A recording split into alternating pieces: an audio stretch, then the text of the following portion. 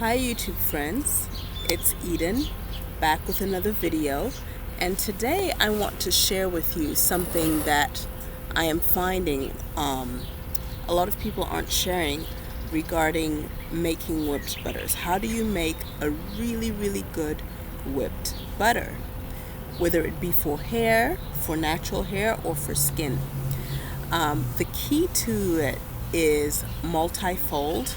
I want to talk to you a little bit about texture, how to make it the right texture, how to get the right feeling in the butter, in terms of how it feels when left on the skin, when left on the hair, how to get it whipped to the place where it performs the correct function.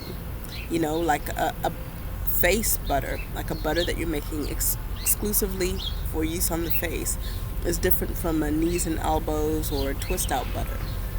So, designing your butter so that it performs the right function, and of course, the pricing of your butter. That becomes something else that's also really important. And I didn't mean to make this bigger, but here I am, I'm bigger, and I'm just going to keep going with that. So, to get the right texture, one of the things that people aren't sharing is that you can't just put all your ingredients in a bowl and start whipping. Because even if you whip it, the oils and the butter, or butters if you're using multiple together, it's not going to be the same as if you use this technique, which I'm about to share with you. What you want to do is take your butter, or butters if you're using various kinds, you put them in a bowl, and you're going to whip them on their own separately. Okay? You're going to cut it up a little bit if you're using a hand mixer, and just whip it on its own separately. If you're using like a KitchenAid stand mixer or a fancier stand mixer, you probably won't have to cut it up. I just prefer to cut it up. I think it's a better way to go. And you're more likely to have an even mix that way. So cut it up into little chunks, just as if you were creaming a cake. Creaming butter for a cake, you wouldn't just put a blob in there and then start creaming a big brick around the bowl. You would cut it up in small pieces, cream that, and then you would add your other ingredients. Same with shea butter, because you want to get that butter really nice and even. Another thing is that when you whip it separately, you're going to be able to trap more air between the particles of butter, and this becomes important in creating that sort of fluffy feel. So when you whip the butter on its own, it's going to first go into like a creamy butter-like presentation, and then after that, you're gonna whip it more, and it's gonna stay in a creamy presentation, but it's gonna get smoother and smoother. And then after a while, after whipping for a while, you'll notice that it looks like it's almost doubled in volume. Okay, so you really want to whip it well. And this is where you're going to experiment with how long you need to whip it. But you need to whip it until it almost looks like it's a whipped butter just by itself with no oils added. Okay? And then when it gets to that point, that's when you want to add your oils. And then you really want to whip that too. Pretty well. And I would go, once you've done the initial creaming of your butter by itself, the first round, then you want to switch to high speed. If you switch to high speed at the very beginning, it just becomes messy and crazy. So do a low speed at the beginning, just until it's softer and more creamy and pasty like. Then scrape down all the butter in the bowl, and then go to town on your high speed, whether it be on your kitchen stand, or whether it be with a hand mixer. And a nice trick that one of my friends taught me actually is, hi Erica if you're watching, but basically you want to take a kitchen towel, and you want to cover your KitchenAid mixer if you're going to walk away from the bowl while it's whipping. because you will have shea butter fly all over the place if you're not standing there watching it and scraping it into the bowl. Okay, so if you cover it with a nice big kitchen towel, at least anything that sprays up is just going to get caught by the towel, and you can easily launder that. So there is that. Yeah, so that's how you're going to get a texture that is fluffier, that is different. One of my students calls it souffle-like, as opposed to lardy. But yeah, something that is just kind of frothy and exquisite, and that is what makes, a shea whip special and different from just buying a lump of shea butter from the market or from eBay or from wherever you're getting your unrefined shea butter from. Okay, the second thing is that the feeling that it should have on the skin. I'm not going to go too much into carrier oils here because we already have the video that I did on carrier oils and how to choose the best carrier oils. But this applies too to the shea butter. You want to have a good mix of wet and dry oils, and you want to have a good mix of heavy and light oils, and you're gonna do a little less heavy in your shea butter whip than you would say in a regular oil blend, because shea butter in and of itself is also a very heavy and wet oil. So it's a hardened form, like a fat, but it's still an oil, and so you don't want to do like shea butter and castor oil only. I mean, I guess you could, depending on how you're going to use that, maybe for an oil rinse or a treatment or something, but that's pretty heavy. So you want to kind of have a nice balance of light oils and heavy oils, dry oils and wet oils. And you can watch my carrier oil video, which I'll link in the description box, to see what I'm talking about by that. The next thing is you really want to be thinking about the function of your butter.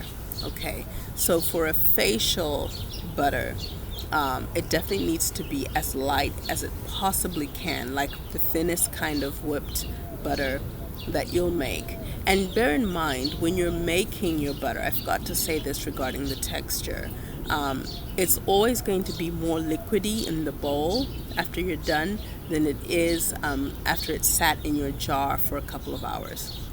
It does firm back up a little bit more in the jar. So if it looks super liquidy, don't be alarmed. Just put it in the jar and see how it behaves. And then in 24 hours or 8 hours, come back and look at it and see if it's still too liquidy for your taste. Okay.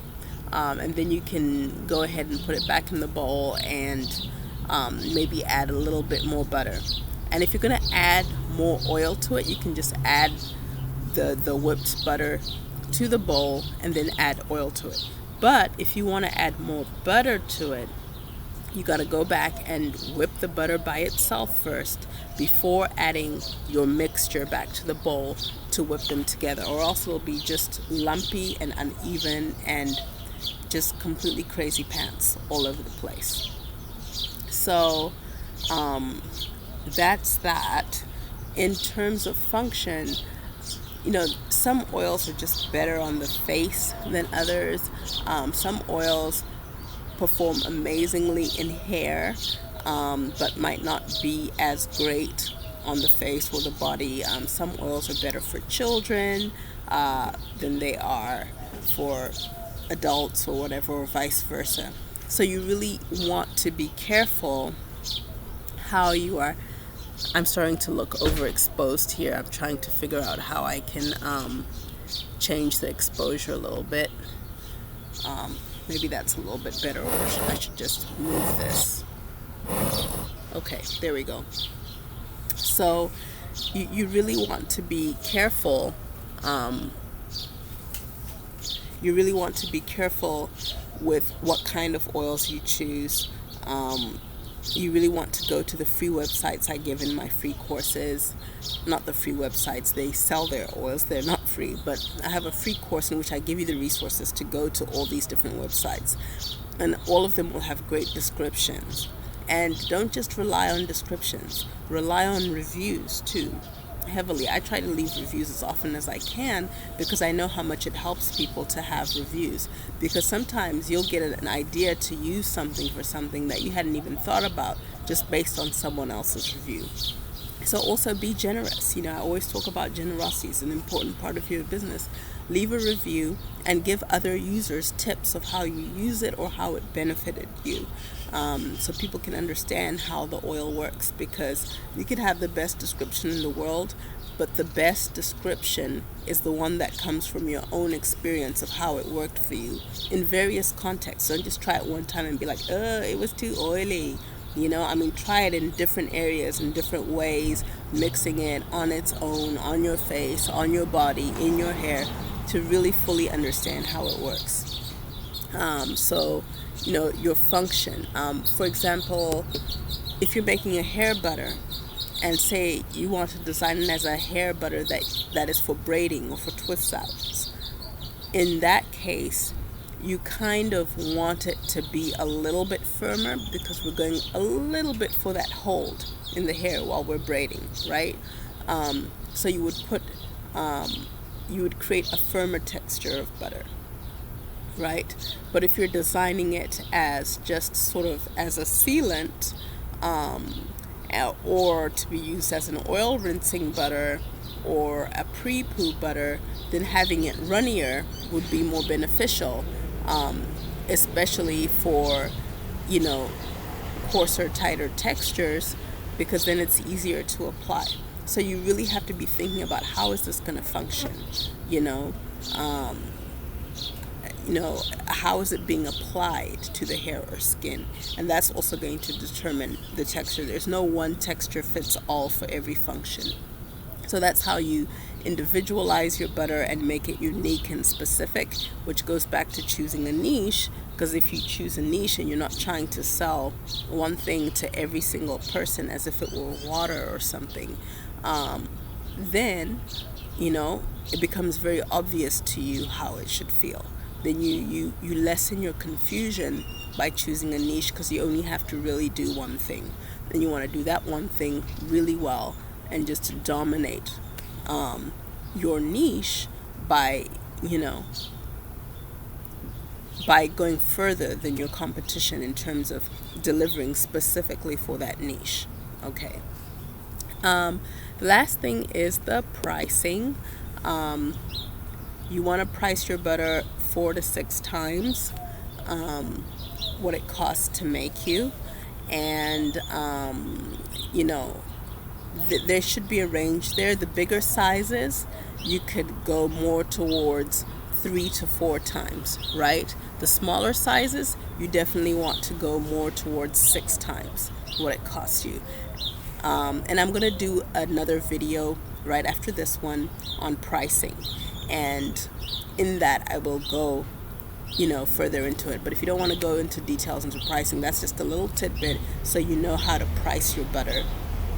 And in the pricing video that I'm about to do next, I will go into how to choose ingredients as well to fit into a price range. All right, hopefully that was helpful to you. I will see you shortly in the next video.